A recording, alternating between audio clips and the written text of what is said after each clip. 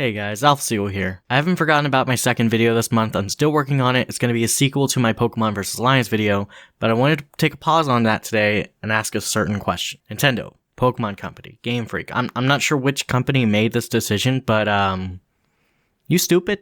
Do you hate money? I'd ask if you hate your fans, but that's already been crystal clear for a while now. This $20 price tag for a 22-year-old handheld game goes beyond the realm of anti-consumer practices. This is just begging your own fans to pirate your products and not feel bad about it. I genuinely believe you're nerfing your own profits by selling these games for this price tag. For legal reasons, I should mention that I don't publicly support or condone piracy. It is against the law, and it's something you shouldn't do, but I think there's an unfortunate reality that Nintendo doesn't understand, which is the fact that they cannot actually stop it from happening. Be honest with yourself. As a consumer, what's really stopping you from downloading an emulator and playing these games for free? Forget the $20, just take the fact that you need to wait a week before these games actually become available. I'm confident that if you're playing this video on a phone or a PC, it doesn't matter how old your system is, you could probably get a copy of Fire Red and Leaf Green working by the end of the day. And generally speaking here, I'm not a lawyer, absolutely nothing bad would happen to you as long as you practice basic computer safety and avoid viruses and stuff. Piracy laws are not really enforced on an individual consumer level, and while you can get DMCA'd for making content using emulated software, most players aren't making content with games, especially not games that are 2 decades old. The best a developer like Nintendo can actually do to stop you is make their games harder to crack and take down websites providing copyrighted content.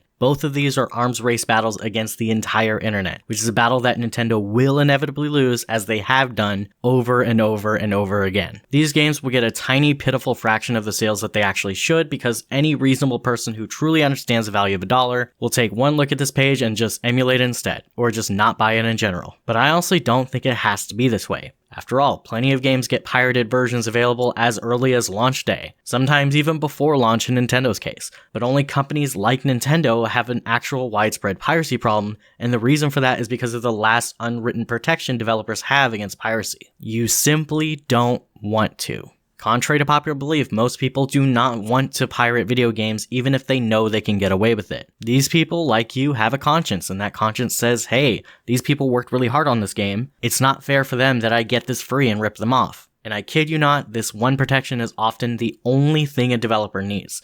If people respect what you do enough and you're delivering a good product for a reasonable price, people will actively make it a statement to buy your product and support what you do. That's exactly what happened to Silksong. Pirated versions became available before most people could even buy the game, since it crashed every platform it was released on, yet people were still telling each other just buy the game. It's only $20, this is an insane deal, don't pirate this. Nothing's forcing people to buy your games, but if you make a good game that's worth the price, people will do it anyway. Not pirating a game in 2026 is more of a moral decision than a legal one. A moral decision that gets harder and harder to make the more you charge for games that shouldn't cost anywhere close to what you're charging. Now, I know some of you Nintendo fuckboys are going to bring up your own arguments, so I just want to address them right now. What makes you think a $20 is a high price? Oh, I don't know. The fact that these games are 22 years old? I'm willing to bet a good portion of the staff doesn't even work at Game Freak anymore. And it's not really normal for a AAA studio to pay any royalties, so literally all the money from this launch is just lining stockholder pockets. Oh, but Seagull, you may ask, it must have cost them more money to make the Switch version, right? No,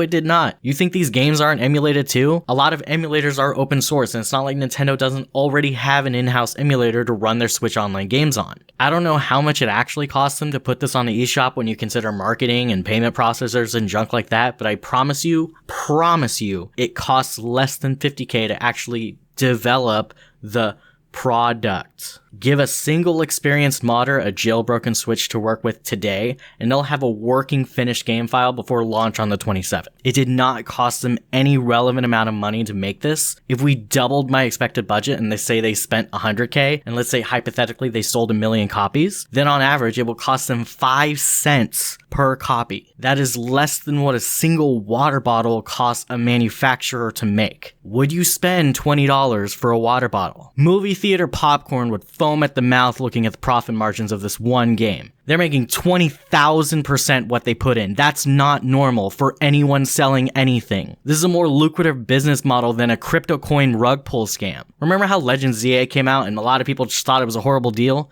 That one game cost $13 million to make and sold for $70 on the Switch 2. If we assume all 12 million copies were on the Switch 2, that's a profit margin of 646%, which, don't get me wrong, is still pretty high, but it looks like pennies compared to what these games are pulling. And with all these talks about profit margins, y'all might be thinking, oh, but Siegel, I thought you said at the start of the video that this would make them less money. And that's because most normal human beings with a wallet understand exactly how this price tag looks, so they simply won't buy it. Regardless of how Nintendo wants to frame this, the launch will be a flop in my eyes. The Gen 1 Virtual Console sales on the 3DS only sold 1.5 million copies, and even that was considered a massive success when you consider that they were $10 and again, just emulated versions of the original games. That price at the time was less ridiculous than this price today. Still ridiculous, but less ridiculous. I would be surprised and disappointed if these games even sell 1 million copies before the Switch dies as a console. Meanwhile, what if the games were like, I don't know, $5? $3? What Pokemon fan in their right mind would look at a $2.99 price tag for this and say no? Be honest with yourself. Would you say no? Would your emulator using friends say no? Sure, you can play them for free, but what's $3? It's pocket change. I have a real physical copy of Leaf Green, and nothing's stopping me from emulating it, but even so, I'd pay $3 just for the convenience of playing it on my Pro Controller or my Joy-Cons. Imagine if every fan who bought Scarlet and Violet bought this. That's 27 million people, $81 million gross revenue, 4 times as much money as they're going to make with this stupid fucking bullshit. They'd make more money and have their fans happy at the same time because they're actually selling at a price that most people would expect to see, but no, they can't do that because it requires them to stop fucking hating you as a fan. Yes, you, the fans, they hate you specifically. They hate you so much that they're willing to ruin their own revenue just to give you Stockholm Syndrome and convince you that this is somehow a reasonable price. This is a call to action. Boycott this shit. I don't care how much your nostalgia speaks to you. I don't think you should buy into the scam. I'm not going to say you should pirate because again, piracy is illegal, but again, not much is stopping you legally, and morally speaking, they're already ripping you off. You are significantly closer to being homeless than you are a billionaire. You have nothing to gain from buying this product other than the heartwarming knowledge that you two helped line the pockets of these fucking vampires. And maybe one day if you give them enough money, they'll return your kindness by releasing the Gen 5 games for $40 so they can scam you with an emulator again. But Siegel, the game is worth over $100 on the aftermarket. Yeah, because those are physical copies, dumbass. They literally do not make them anymore. It has collectible value because of the limited quantity. There will never be any more original physical GPA cartridges. This cartridge in my hand, I will never be able to get another one of these anywhere else without paying out the ass, because Nintendo was never going to make another one. The data itself can be replicated as many times as you want. You can have 1,000 copies of the same file easily. All that value goes out the window the moment you sell it on the eShop because they do not have to produce a new piece of physical media in order for you to play the game. But Siegel, these versions have Pokemon Home support. Oh right, Pokemon Home? You mean the $16 a year service that requires less bandwidth to run for a whole year than the video you're watching right now? Don't even get me started on Pokemon Homeless. Did you know a save file for Scarlet and Violet is only 3.5 megabytes? That one file contains every single item you have, your exact location on the map, every single Pokemon in every box with every move, every IV, EV, ability, and hold item, Pokemon data, the parts that actually decide what your Pokemon is. They're stored in an insanely efficient way.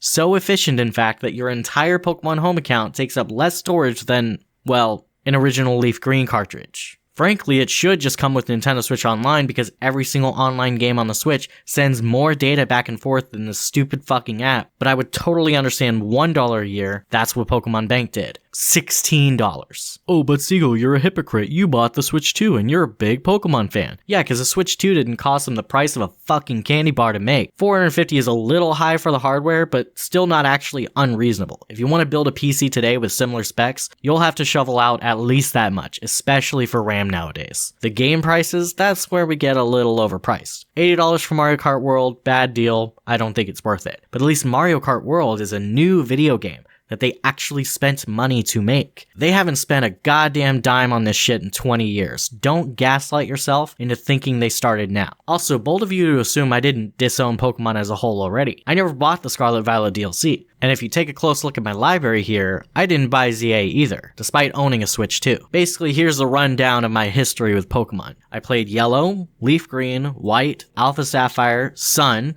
Ultra Moon, and Let's Go Eevee. No serious complaints about any of these, all I really noticed was the games getting too easy, mostly thanks to the XP share system. Then I got Sword and noticed just how bad the quality got. It just felt like they made the dex cut for literally no reason because they reused the exact same model, which defeats the entire purpose. And I was really confused at just how much people defended it despite the low quality. But for what it's worth, I at least had fun with the raids. I even beat the level 100 Mewtwo event raid in only 2 turns, which I kid you not, no other team in the entire world has done. We had to create a custom strategy using Pokemon that were not at all part of the raid's current meta, and by the time we uploaded our videos, the event was already over, so that was fun. Then I got Legends Arceus, and thought it was a massive step in the right direction. Like, yeah, it wasn't perfect, but I was more than willing to overlook its flaws just because of how much they cooked with the gameplay on this one. And then I saw Scarlet and Violet. Yeah, it looked bad, but I told myself if they bring back the raids, I would make an exception because the raids were the highlight of Sword and Shield for me. They brought them back, so I got the game. And the games were actually super fun and unironically better than ever, when they worked. So when the first 7-star raid happened, which was a Terra Dragon Charizard, the first thing I did was one-shot it. Still had some fun. Anyways, the main problem with the raids in that game is how buggy they were. The whole game was buggy, we all know that. But raids were my one saving grace to this game, so if the bugs persisted even in the raids, that's a problem. If you play the game, you probably notice the lack of responsiveness in the commands sometimes, which is especially annoying because you're constantly on a timer. And this shit would happen in solo too. There's literally no reason for it to happen online for a turn-based game, but even in solo? So I posted a clip to Reddit one time where an entire 30-second switch capture was literally just me waiting on the game to register my move I already inputted. And I lost the raid after because, you guessed it, I ran out of time. I just dropped the game after that. Didn't buy the DLC, didn't buy ZA, and probably won't buy anything else the studio ever puts out, because I am just done supporting developers that don't even put any work in. There are too many amazing games with developers that actually care what their fans want for me to invest my time, money, and energy into studios like this. And before I hear all you idiots in the comments, how do you know a game is bad if you never played it? No, I don't want to hear that shit. I was complaining back when I was playing them too, and all I kept hearing was, but you still bought it, didn't you? Vote with your wallet. You should have read the reviews and not bought it. So my opinion's invalid either way, right? Anyone who criticizes Pokemon is bad regardless, right? Because those user scores are also looking pretty low, but y'all sit around pretending it's just a bunch of review bombers. Is my opinion of this price tag invalid as well because I didn't experience it on the Switch yet, as if it's some new fucking game that I didn't already play as a child? Stupid shit, stupid take. Charging $20 for a goddamn emulator, fuck this studio. It's somehow even worse than the Switch Online expansion pass, and I thought you couldn't get worse than renting people emulated games. Regular Switch Online I can kind of live with because you need it to actually play online and the price is pretty cheap for that purpose, so you can kind of just think of the emulators as something extra. But $30 a year perpetually for a bunch of games I can play for free? Do you know how easy it would be for me to dump $100 into this eShop if they just sold a bunch of emulated games for like $3 or $5 a piece? I got a bunch of $3 Steam sale games in my library right now that I've literally never played, just saving them for a rainy day. But no, $20 for a game anyone can play in like 5 minutes for free. That's a fucking scam, and if you don't think it's a scam, I implore you to just browse around the Steam store for a while. Give it a browse. See how many fantastic games you can get for under $20, even under $10. I see no justification for this other than I want to make as much money as possible, and I want you to suffer as much as possible while doing it. That's it for the video. If you've listened to all this and still want to buy these, all power to you. You decide how you spend your money. I just want to make sure people are informed of what's going on, because what's going on is, in my opinion, no less than a scam. Do all the algorithm crap.